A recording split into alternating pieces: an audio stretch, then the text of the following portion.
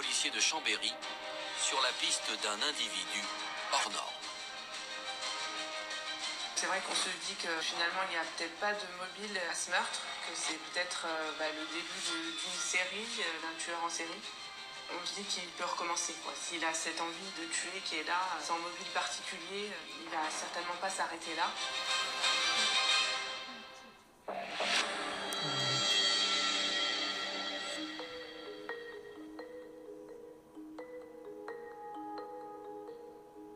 Nous sommes à Chambéry, dans le département de la Savoie.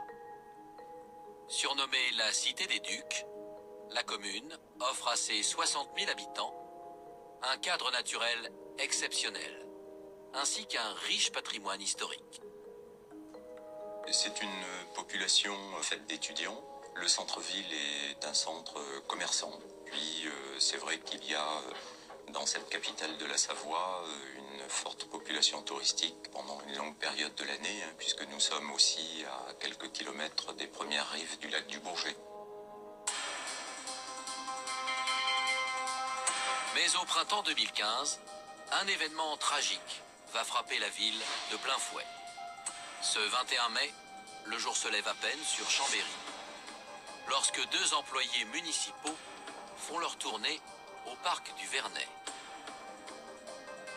Il y en a un qui est descendu à pied avec une pince pour nettoyer les déchets. L'autre attend dans le véhicule. Et donc il est à peu près 6h40 quand celui qui est parti ramasser les déchets à pied découvre un corps inanimé allongé sur le sol.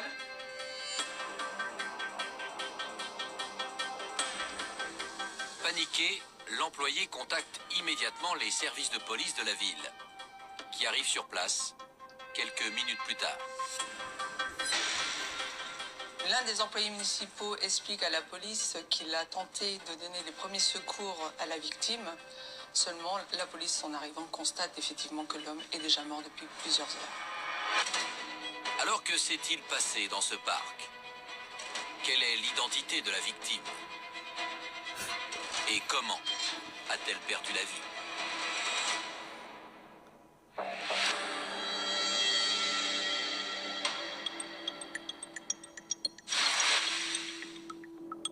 Dans le parc du Vernet, situé à quelques mètres seulement du palais de justice, les enquêteurs procèdent aux premières constatations sur le corps de la victime. Il est sur le dos.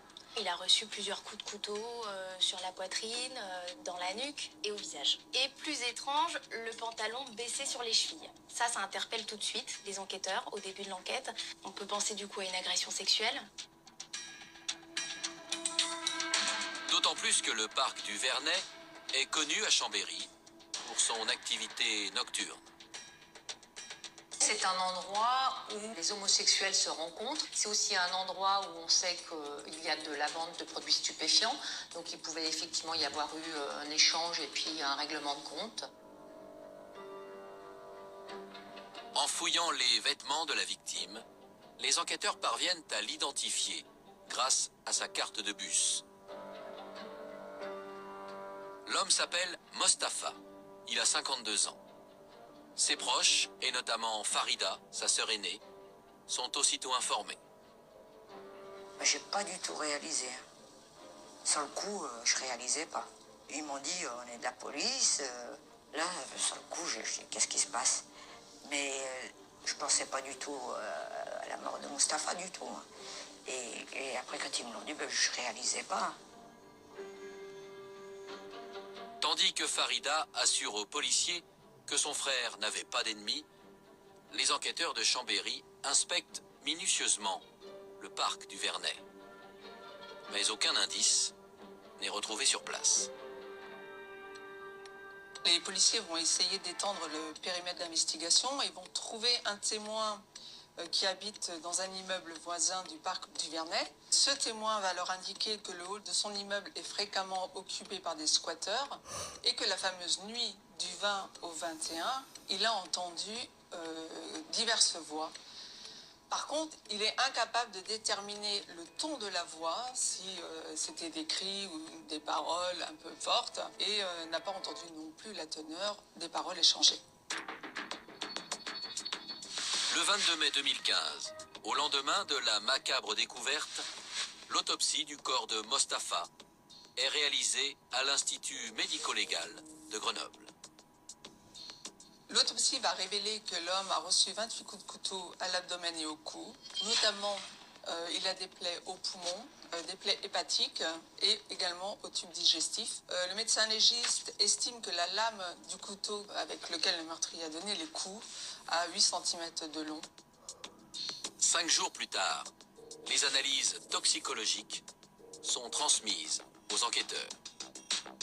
Elles vont révéler d'une part un taux d'alcoolémie très important, environ 2,04 g par litre de sang, ce qui révèle un taux d'alcoolisation très important, massif, et puis l'usage de médicaments de type anxiolytique ou utilisés pour le traitement de maladies d'ordre psychotique. Un autre résultat va interpeller les policiers de Chambéry. Du sperme est retrouvé dans l'anus de Mostafa. Alors un ADN va-t-il matcher avec un profil connu de la police? S'agit-il du meurtrier? Et qui était vraiment Mostafa?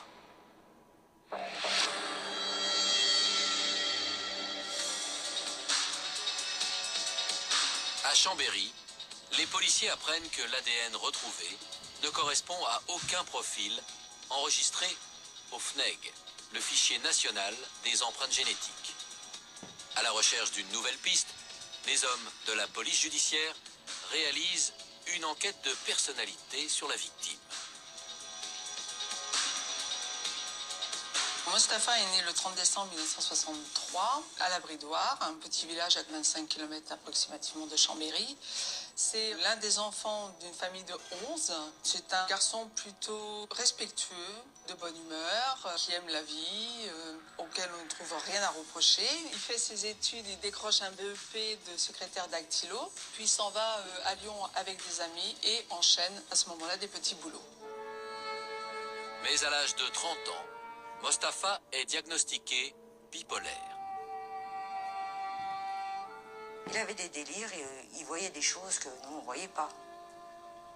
Des fois, il me disait, je vois une ombre. Dehors, des fois, il me disait qu'il voyait quelqu'un alors qu'il n'y avait personne. Des choses comme ça, quoi.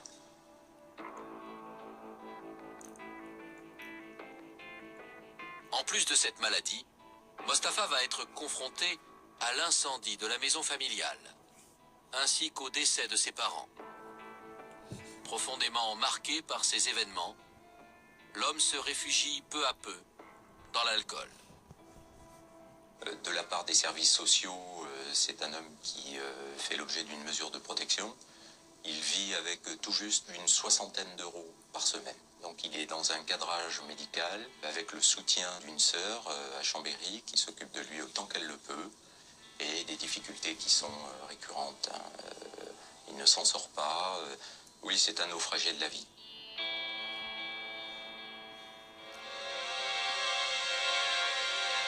Le 8 septembre 2012, un nouveau drame va frapper Mostafa. Parti à un festival de musique au fort de Tamier, son frère Ahmed n'est jamais revenu. On n'a plus aucun élément de localisation. Rien ne permet, en tout cas, d'affirmer qu'il est décédé. On n'a plus aucun contact avec lui et la famille a déposé une plainte qui fait aujourd'hui, toujours en 2020, l'objet d'une procédure d'enquête. À l'hôtel de police de Chambéry, Farida est entendue sur l'emploi du temps de son frère. La sœur de la victime raconte l'avoir vu pour la dernière fois le 20 mai, soit la veille de son décès. Ce jour-là, Mostafa est venu chez elle, vers 13h. Il est parti se reposer, il a fait une sieste, il a dû se réveiller sur les coups de 17h, 18h. Et puis moi, à ce moment-là, avant qu'il parte, j'étais en train de mettre la table. Et puis je lui ai dit de rester manger avec nous. Et puis du coup, il m'a dit non, je vais chercher du tabac. Et puis bon, j'ai dormi toute la journée. Il m'a fait comprendre qu'il avait envie de bouger.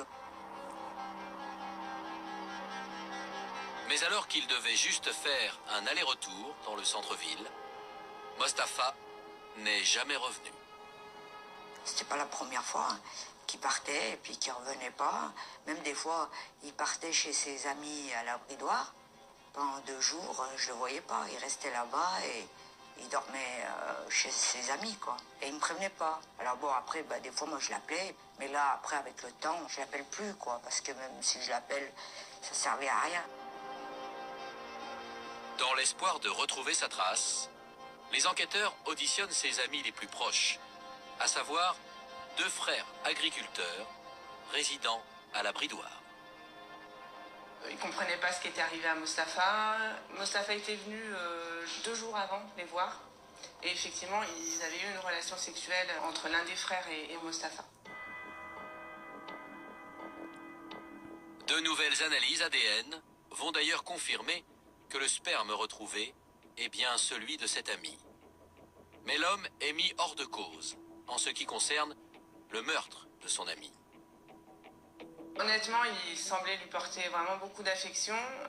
C'est quelqu'un de très simple, spontané, naturel. On n'a pas senti de vice, si vous voulez. Voilà, après, c'est plus l'instinct qui nous a fait dire qu'il y avait peu de chances quand même que ce soit lui. Les hommes de la PJ décident ensuite de visionner les images de vidéosurveillance de Chambéry. Mostapha est repéré aux alentours de minuit, titubant seul dans le centre-ville. Il est au niveau de la place d'Italie. On a su après qu'il avait acheté des cigarillos dans le bureau de tabac qui reste ouvert assez tard sur cette place. Quand il ressort de ce bureau de tabac, il tombe au sol, visiblement d'ivresse. On voit un individu intervenir, l'aider à se relever et le conduire dans la rue d'Italie, qui part de la place d'Italie. Et au loin, on aperçoit qu'il rentre dans un hall d'immeuble. Le hall dans lequel les policiers s'étaient déjà rendus lors de l'enquête de voisinage. Sans plus attendre, ils décident d'y retourner. Sur place, ils retrouvent la carte vitale de Mostapha et placent sous scellé des canettes jetées par terre. Sur une des canettes de bière, on découvrira l'ADN d'un homme qu'on pourra identifier, mais qui s'avérera n'avoir aucun lien finalement avec la disparition de Mostapha. En revanche, une image extraite de la vidéosurveillance attire particulièrement l'attention des enquêteurs. Et là, les vidéos nous permettent de voir un homme qui marche derrière Mostapha à une centaine de mètres et puis qui se rapproche de lui.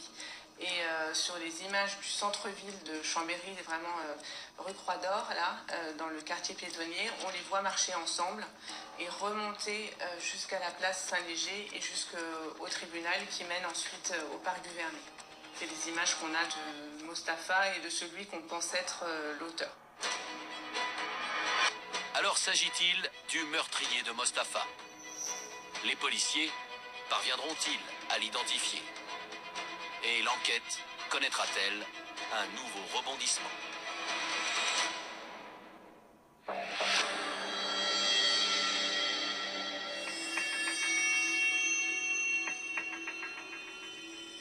Sept mois plus tard, tandis que l'enquête stagne, un événement va avoir lieu à Thonon-les-Bains, une station thermale située à 120 km de Chambéry. Il est 5 heures du matin, ce 26 décembre 2015, lorsqu'un individu, que nous appellerons Amir, intercepte un véhicule. L'homme est blessé et doit être conduit à l'hôpital. Il présente de nombreuses plaies. Arrivé aux soins, on lui détecte effectivement un épanchement au niveau du poumon, ainsi qu'une blessure à la rate et un hémothorax. À la sortie des examens, effectivement, les médecins lui prescrivent un ITT de 10 jours, 21 jours d'arrêt de travail et 45 jours de soins. 2 jours après sa prise en charge, le 27 décembre 2015, l'homme de 33 ans porte plainte au commissariat de Thonon-les-Bains. Face aux enquêteurs, il fait le récit de son inquiétante soirée. Amir a passé la soirée de Noël du 25 décembre 2015 en compagnie d'un certain Adrien qu'il a rencontré dans un bar de Thonon-les-Bains et qui l'a invité à poursuivre la soirée donc, chez sa mère à Thonon-les-Bains également. À peine arrivé dans l'appartement, Amir réalise que son hôte est extrêmement préoccupant.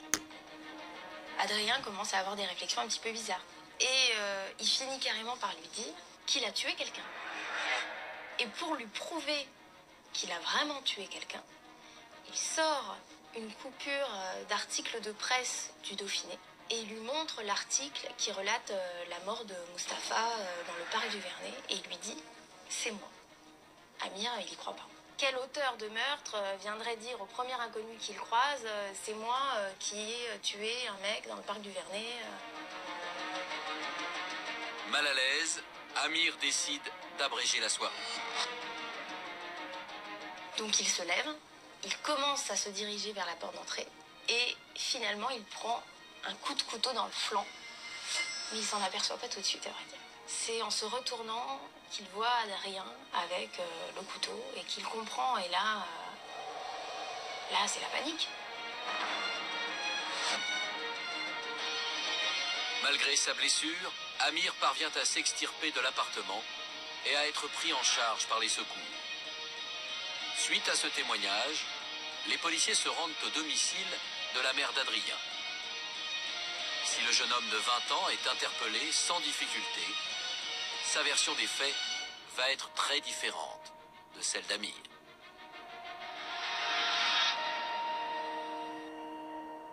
Il va lui expliquer qu'il aurait en fait avoué à Amir être homosexuel. Et donc on peut supposer qu'il lui aurait fait des avances. Amir se serait fâché, l'aurait poussé au sol et c'est en se relevant en fait que Adrien aurait saisi un couteau dans l'intention de se défendre. Et il assène également qu'Amir l'aurait frappé à coups de poing et c'est toujours en se défendant effectivement qu'il lui aurait porté les fameux coups de couteau. Contrairement à ce qu'a révélé Amir aux enquêteurs, Adrien nie formellement être l'auteur du meurtre de Chambéry. En parallèle de cette garde à vue, les policiers décident d'inspecter l'appartement de la mère du suspect. Il y a des traces de sang dans l'allée qui conduit au domicile. Il y a des traces de sang dans l'appartement, mais tout a été nettoyé. Et donc il va falloir utiliser cette technique du Blue Star pour mettre en évidence les traces de sang. Et Adrien banalise la situation en disant qu'il n'a pas voulu, à travers les quelques traces qui étaient présentes dans l'appartement, inquiéter ni ses parents, ni sa sœur. Donc il a tout nettoyé. Le 30 décembre 2015, Adrien est alors mis en examen du chef de violence volontaire aggravée et placé sous contrôle judiciaire. Ce jeune homme est-il le meurtrier de Mustapha? Y a-t-il un lien entre ces deux affaires? Et que vont découvrir les enquêteurs sur Adrien?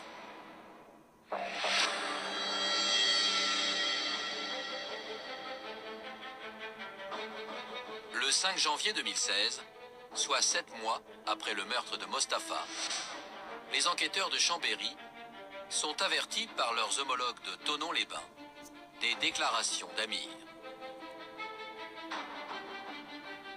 On s'est fait envoyer la photo prise en garde à vue et là on fait un rapprochement entre la vidéosurveillance où on voit Mustapha marcher jusqu'au Vernet, donc avec probablement celui qu'on pense être son agresseur, et on voit qu'effectivement on est face à un jeune homme d'une vingtaine d'années, de type européen, les cheveux châtain clair, ondulés. On se dit que la ressemblance est vraiment troublante. On a le sentiment vraiment d'avoir affaire à celui en tout cas qui a cheminé avec Mustapha jusqu'au Vernet.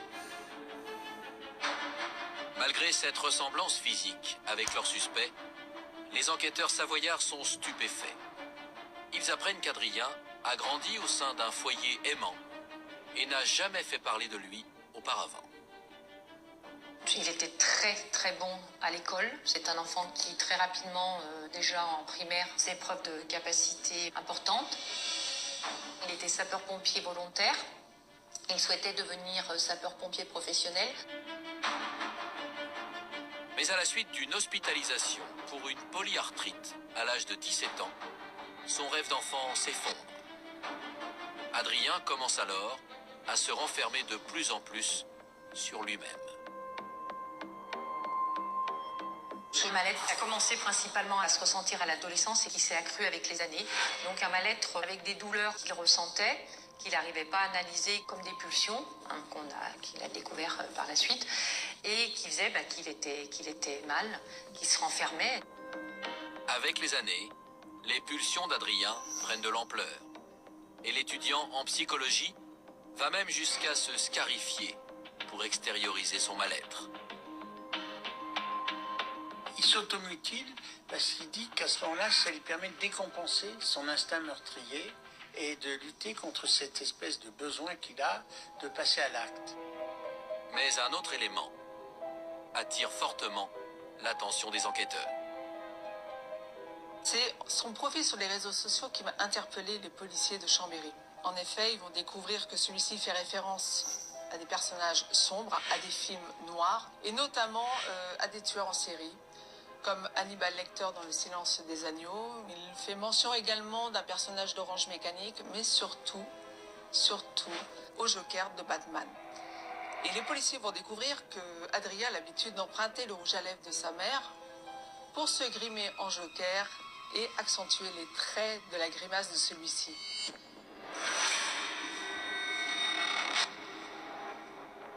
Au cours du mois de février, un des amis d'Adrien, que nous appellerons Pierre, se rend au commissariat de Chambéry. Il aurait des informations susceptibles d'intéresser les enquêteurs.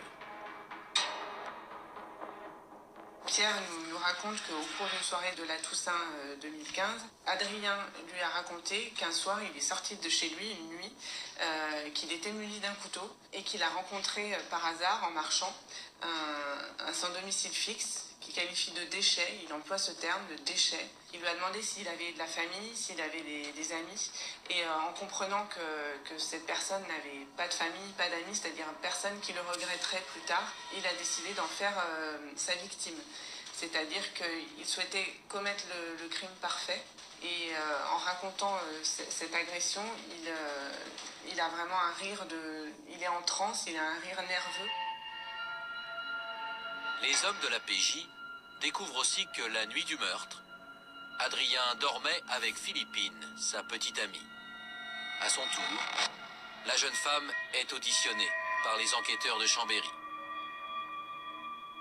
Donc elle nous confirme qu'elle a passé la nuit du 20 au 21 mai avec Adrien, donc chez lui, à Chambéry. Elle nous dit qu'elle a entendu se lever, donc il a dit qu'il se levait pour aller manger un morceau, mais elle ne s'est pas rendue compte qu'il était parti, qu'il avait quitté l'appartement. Et elle ne se rappelle pas non plus à quel moment il est revenu dans le lit. Et le lendemain matin, Philippine découvre, comme tout le monde, dans la presse, qu'il y a eu un meurtre sanglant au parc du Vernet. Ils habitent pas très loin, d'ailleurs. Donc forcément, elle en parle à Adrien, en lui en plaisantant, en lui disant « Bah tiens, tu t'es levé au milieu de la nuit, ça aurait pu être toi. » Et Adrien lui dit « Bah oui, c'est moi. » Et Philippine, elle dit « Ah oui, d'accord, c'est une blague. » Voilà. Puis ça s'arrête là. Lorsque les enquêteurs lui montrent les images des vidéosurveillances capturées le soir du meurtre, le constat de Philippine est sans appel. Il s'agit bien d'Adrien. Pour autant, la géolocalisation de son téléphone portable ne permet pas de retracer son parcours.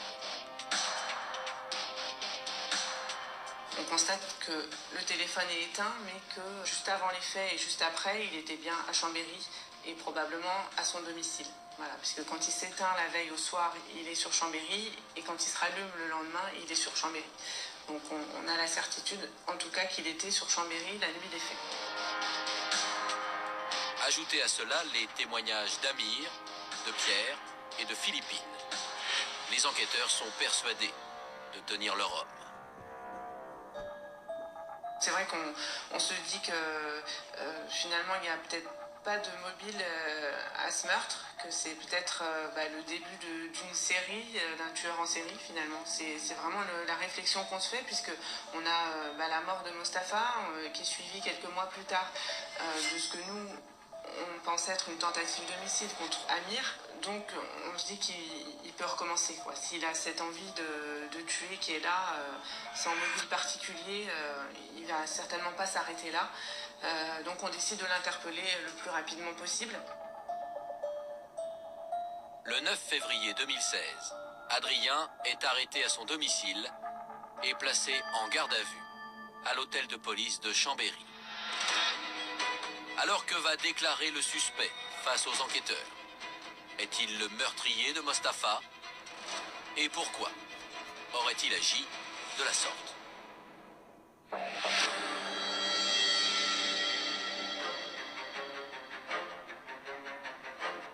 À l'hôtel de police de Chambéry, le jeune homme de 21 ans apparaît particulièrement calme, presque résigné, avant son audition. Lors de notre retour au service, donc il y a un fonctionnaire qui va lui proposer de fumer une cigarette le temps qu'on prépare tout ce qu'il y a à faire. Et là, à ce moment-là, il va se confier spontanément, il va dire voilà, je savais que la police allait intervenir chez moi. Enfin, il va reconnaître spontanément les faits à ce moment-là. Face aux enquêteurs de la police judiciaire, Adrien avoue le meurtre de Mustapha et revient sur le déroulé de cette tragique nuit du 21 mai 2015. Il est rentré dans tous les détails du fait en fait qu'il s'était levé cette nuit-là parce que ses pulsions meurtrières étaient devenues tellement fortes qu'il avait besoin de sortir et qu'il a pris un couteau en se disant peut-être je vais tuer quelqu'un, mais il savait pas. Alors il nous dit qu'il sort à la fois pour marcher, alors en espérant que l'envie de tuer passe, mais à la fois il sort pour essayer de trouver une victime. Enfin, il est un peu partagé entre ces deux envies. Assailli par ses pulsions morbides, le jeune homme erre dans les rues désertes du centre-ville de Chambéry. Il marche plusieurs minutes, donc de chez lui jusqu'à la rue de la République. Il y en a peut-être pour 20 minutes, une demi-heure. Et c'est là qu'en marchant, il aperçoit au loin Mustapha. Il le dépasse et là, Mustapha demande à Adrien une cigarette et il lui demande également la direction de la gare parce que Mustapha a consommé beaucoup d'alcool, il est désorienté et il ne sait plus retourner à la gare, à l'endroit où on l'a déjà vu plusieurs fois sur les vidéos au début de soirée. Donc Adrien se propose de l'accompagner, de lui montrer. Et au final, il s'arrête dans le square du Vernet pour discuter, s'asseoir sur un banc. Et là, Adrien lui demande « T'as des enfants? T'as une famille ?» Et c'est la question qui fera basculer en fait l'avenir de Mustapha, parce qu'il a le malheur de dire non. Adrien raconte que Mustapha, ivre et sans le sou, lui a inspiré de la pitié. Pour lui, cet homme de 52 ans devait mourir rapidement. Instinctivement, il a sorti un couteau de sa veste et l'a frappé directement dans l'œil, pensant ainsi atteindre le cerveau. Finalement, Mustapha se relève, le regarde et lui dit « Mais qu'est-ce que tu fais ?» Enfin, Mustapha, visiblement, malgré l'ivresse, a un sursaut de vie et comprend pas ce qui se passe. Et Adrien lui répond « Je vais te tuer ». Il lui dit comme ça, froidement « Je vais te tuer ». Adrien se jette sur sa victime et lui assène 27 autres coups de couteau. Il quitte les lieux du crime et laisse agoniser Mustapha, seul, au milieu de la nuit. Il prend le sac à dos et le couteau, il conserve le couteau. Il va les cacher en rentrant chez lui dans le grenier de son immeuble. Et il nous explique que quelques jours après, 2-3 jours plus tard, il est retourné chercher ses affaires. Il a essayé de regarder ce qu'il y avait dedans. Quand il a vu qu'il n'y avait vraiment rien d'intéressant, il est allé les jeter dans la poubelle en bas de son immeuble. Et évidemment, le délai étant passé, les poubelles ont été vidées. Donc il n'y avait plus moyen de retrouver ni le sac à dos de Mustapha, ni le couteau qui a été utilisé par Adrien. Malgré le récit détaillé du meurtre de Mustapha, le jeune homme est incapable d'expliquer son geste. Adrien nous confirme qu'il n'y a absolument aucun mobile, si ce n'est l'envie de tuer, de savoir ce que ça fait de tuer et en tuant, avoir ce sentiment de se sentir vivant en fait. Il nous confirme qu'il ne connaissait pas la victime, qu'il n'y a pas eu donc, de différends entre eux, ils ont marché ensemble, ils ont discuté, mais que ça s'est bien passé. Il n'y a pas eu d'agressivité de la part de Mustapha qui aurait pu justifier un retour d'agression de la part d'Adrien. Un meurtre gratuit qui a été nourri et fantasmé par Adrien depuis de longues années. À force de se documenter sur les tueurs en série, l'idée lui est venue d'expérimenter à son tour. Ne parvenant plus à contenir ses pulsions par la scarification, il en est venu à avoir un couteau avec lui et l'opportunité a fait que ce soir-là, la victime parfaite était Mustapha. Et les pulsions d'Adrien étant au summum, il a vu là l'opportunité d'exécuter son rêve. En plus de son âge, Adrien interpelle par son extrême froideur. C'est une personnalité qui ne ressent aucun affect pour les autres, avec un égocentrisme exacerbé et un sentiment de toute puissance. Et c'est ce sentiment de toute puissance qui va nourrir ses pulsions. Les psychiatres qui l'ont rencontré lors de sa détention provisoire recommandent la mise en œuvre d'un traitement neuroleptique ainsi que d'un suivi médical pour le reste de sa vie. Ils vont également alerter sur le caractère psychotique d'Adrien. Beaucoup d'auteurs décrivent la grande perversité comme une façon de se défendre contre des éléments délirants ou psychotiques. Et là apparaît vraiment une espèce de fragilité psychique qui est amenée à parler d'une altération qui est juste, mais pas d'une abolition, parce qu'il sait parfaitement ce qu'il fait. Il se vante même d'avoir tué quelqu'un. Il n'est pas fou dans le sens pathologique du terme, dans le sens de ne plus avoir de discernement. Le discernement, il l'a. Mais il a quand même une psyché qui est altérée, c'est incontestable. Alors comment se déroulera le procès d'Adrien? Les familles des victimes supporteront-elles de se retrouver à quelques mètres de lui? Et à quelle peine sera-t-il condamné?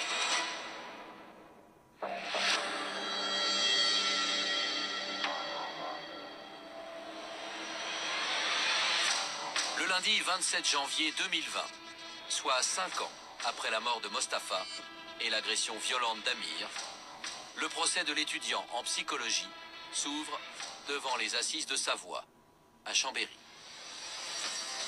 Les assises sont bondées. Tout le monde veut assister au procès d'Adrien parce que ce meurtre dans le square du Vernet, ça avait vraiment retourné toute la ville. Hein. C'est tellement rare à Chambéry de retrouver un corps lardé de 28 coups de couteau. Donc une ambiance un petit peu tendue, mais plutôt calme dans le sens où tout le monde dévisage Adrien. Tout le monde veut comprendre comment un garçon comme lui est capable d'une telle horreur. Tout le monde, à commencer par la famille de Mustapha. Présente lors des débats, Farida n'arrive pas à réaliser que cet homme s'est acharné sur son frère et l'a fait mourir de la sorte. J'aurais jamais imaginé, si je le croisais dans la rue, ce jeune homme, on ne penserait même pas que c'est quelqu'un qui est capable de faire ce qu'il a fait à mon frère. Devant la cour d'assises, Adrien va réitérer sa première version. Il a tué Mustapha uniquement pour ressentir ce que cela faisait de tuer un homme. Mais en ce qui concerne Amir, le jeune homme de 24 ans assure qu'il n'a fait que se défendre. Il est quasiment animé comme le serait un automate. Beaucoup de froideur dans l'expression, aucune empathie.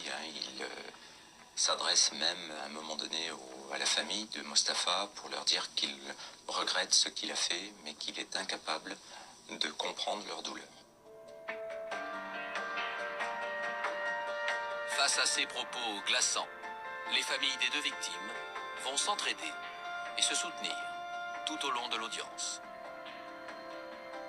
Il y a toute la famille de Mustapha qui prend un banc complet. Et au premier rang, il y a Amir. Mais on les sent, ils se retournent régulièrement, ils se regardent, ils font régulièrement des pauses cigarettes. Et à la pause cigarette, ils se regardent. Ils n'osent pas trop se parler, mais ils se regardent et ils échangent quelques mots rapidement. On sent qu'il y a une coalition, si je puis dire, dans la souffrance.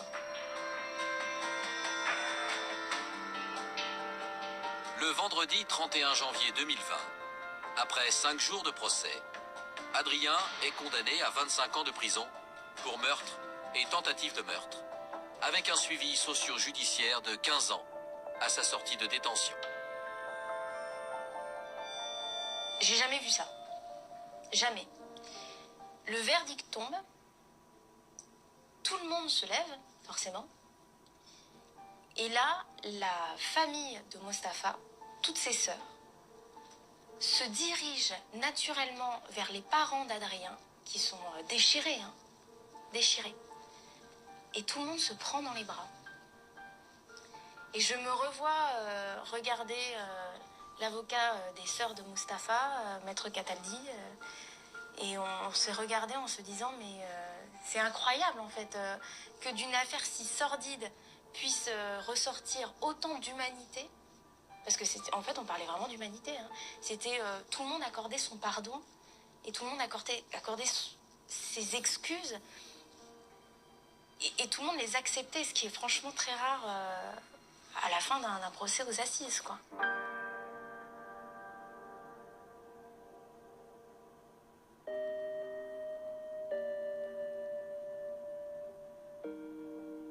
Aujourd'hui, 6 ans après la terrible disparition de Mustapha, Farida garde le souvenir d'un homme affectueux et d'un frère aimant, à qui la vie n'a fait aucun cadeau. Grâce au verdict de la cour d'assises, elle parvient peu à peu à faire son deuil. Mais je suis toujours en train souvent je pense à lui, mais avec un côté positif. Mais avec de la tristesse aussi, beaucoup de tristesse. Ça c'est sûr que, surtout, sachant comme il était, le pauvre il était malade et très vulnérable, il était alcoolisé, et que l'autre, comme il s'est acharné sur lui, j'ai du mal à accepter ça, quoi. Même si justice a été faite, ça c'est sûr qu'on ne peut pas oublier, quoi.